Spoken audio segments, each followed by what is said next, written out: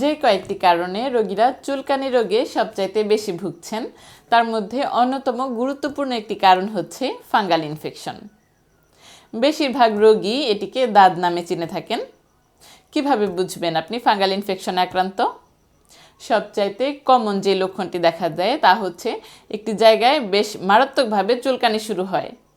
ভালো করে খেয়াল করলে দেখা যায় রিং শেপ বা গোলাকৃতির একটি জায়গা দেখা যাচ্ছে, যার চারপাশে একটু উঁচু উঁচু একটা এজ দেখা যায় এবং ভেতরের দিকে মাঝখানে ক্লিয়ার একটি জোন থাকে।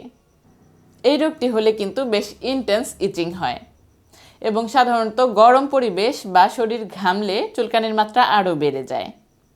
রোগীরা ফাঙ্গাল ইনফেকশনে আক্রান্ত হওয়ার পর প্রথম যে ভুলটি করেন তা হচ্ছে প্রথমেই কোনো রেজিস্টার্ড চিকিৎসকের পরামর্শ না নিয়ে যে কারো কাছ থেকে শুনে বা ফার্মেসিতে গিয়ে দু একটা মলম জোগাড় করে ফেলেন এবং দিনের পর দিন এই ধরনের মলম দিয়ে থাকেন। বেশিরভাগ ক্ষেত্রেই দেখা যায় এ ধরনের মলমে কিছু স্টেরয়েড জাতীয় ওষুধ দেওয়া থাকে, যা অ্যাপ্লাই করার পর প্রথম অবস্থায় আপনার বেশ আরাম লাগে এবং এই আরাম থেকে দেখা যায় 2-1 দিন বা 4 দিন 5 দিন দেওয়ার পর আপনারা মলমটি দেওয়াও বন্ধ করে দেন।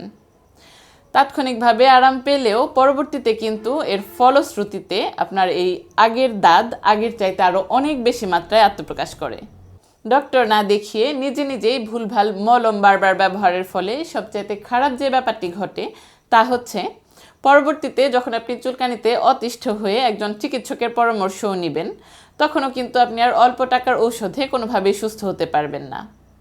তাই ফাঙ্গাল ইনফেকশনে আক্রান্ত হলে কোনোভাবেই অবহেলা করবেন না, আজই একজন রেজিস্টার্ড চিকিৎসকের শরণাপন্ন হন।